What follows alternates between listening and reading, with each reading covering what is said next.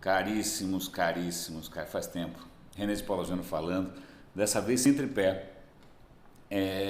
Por que sem tripé? Né? Para piorar ainda mais a experiência de quem está assistindo esse negócio improvisado, ficar segurando com a mão a câmera.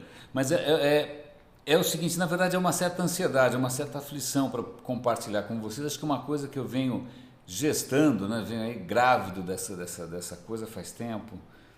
Nos últimos tempos, eu tenho tido bastante tempo, né, para usar a mesma palavra 3 vezes.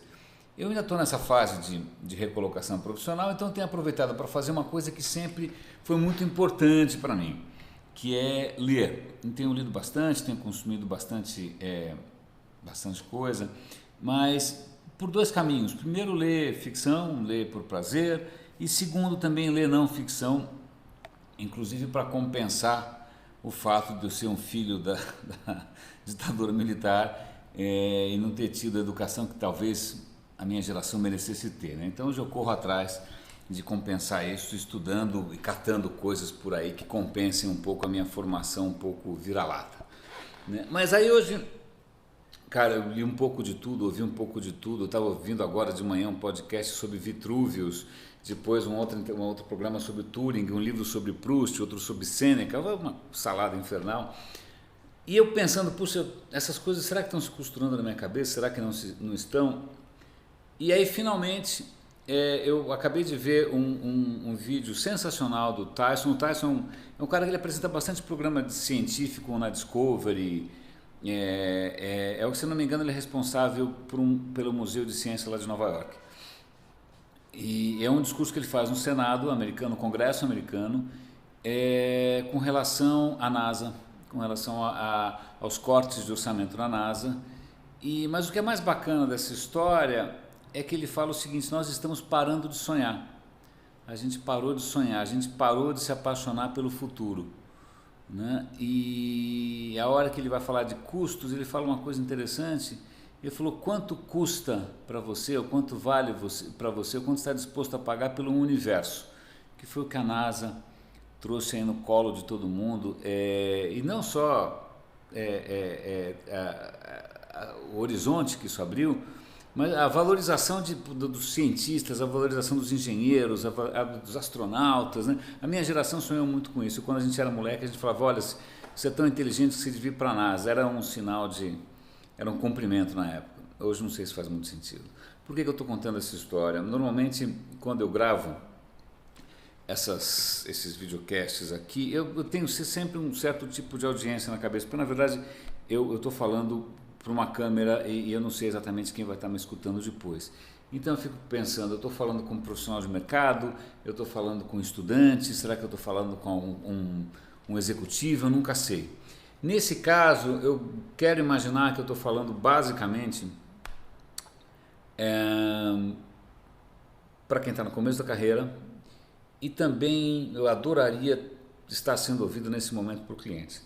Pelo seguinte: engraçado, a gente passa o dia inteiro assinando RSS, lendo blog, vendo Twitter, acompanhando nas revistas aquilo que a tecnologia está trazendo para a gente a cada semana. É o novo iPad, é o novo Android, é o novo isso, a câmera ali, sei lá o que é. Isso dá uma sensação de que a gente está super antenado, que a gente está super up-to-date, que a gente está super atualizado, né? Que a gente é moderno pra caramba, tá? Mas uma coisa que aí eu sinto falta isso é se preocupar com o futuro? Isso é ter algum tipo de visão de futuro? Isso é estar investindo no futuro? Porque na verdade a questão é a seguinte, e estou trocando de braço aqui que nem um louco enquanto eu penso, que futuro, que critério que você tem para um bom futuro?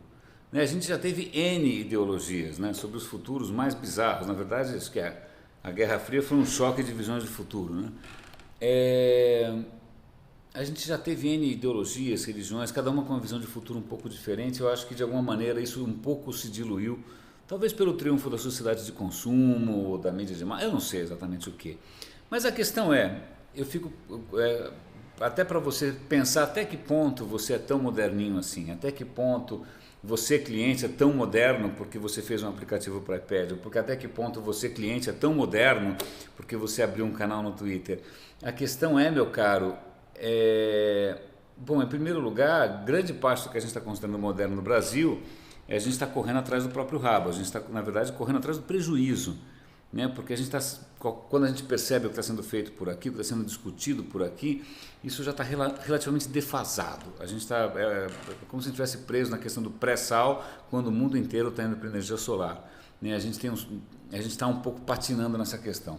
Mas fora isso, o que eu pergunto e que eu quero colocar aqui é o seguinte: que futuro que te apaixona? Que futuro que te apaixona? Que papel que a sua empresa vai ter nesse futuro? Como é que você vê a sua carreira no futuro? O que você está construindo, né?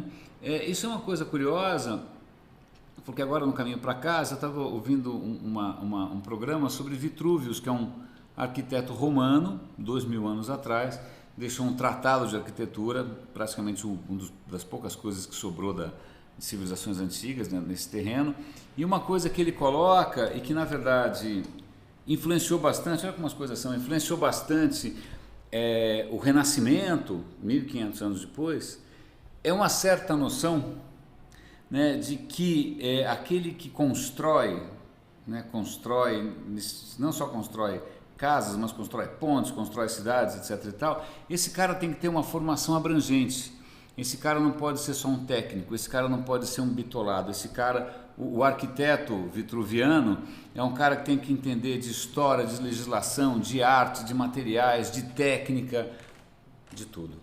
Isso há 2000 anos atrás. Tá? No Renascimento, essa noção de que a gente tem que ter, puxa vida, uma formação mais abrangente para você poder construir alguma coisa para o futuro, uma coisa duradoura, isso ressurge, porque o que você tinha até então era uma tradição um pouco de escolástica, de você formar especialistas, né? Especialista em direito, especialista em medicina, especialista nisso, naquilo. Eu estou conseguindo costurar um pouco essas coisas todas, porque talvez esteja com esse foco excessivo que a gente tem hoje no que parece o último lançamento, no que parece ser a crista da onda, a gente está perdendo alguma coisa que é um pouco atemporal, né, que é o que de repente você vai pegar, lendo Proust, entendendo um pouco de essas tranqueiras todas que eu fiquei vendo nesse tempo todo, que foram alimentando um pouco meu coração e me dando uma visão um pouco mais clara do que é desejável em termos de ser humano, o que é desejável em termos de uma vida plena, o que é desejável em termos de uma sociedade mais digna, né? Eu fui buscar referência em tudo quanto é canto, porque essas são questões que não envelhecem. Não é que nem o iPad 2 que você vai ter que jogar fora por causa do iPad 3. Né? Não é porque saiu agora o Mini Cooper não sei qual que você tem que jogar fora o seu. Não, algumas questões a gente está deixando de lado e são justamente as questões que são as sementes, que são as bases, que são as diretrizes para um futuro.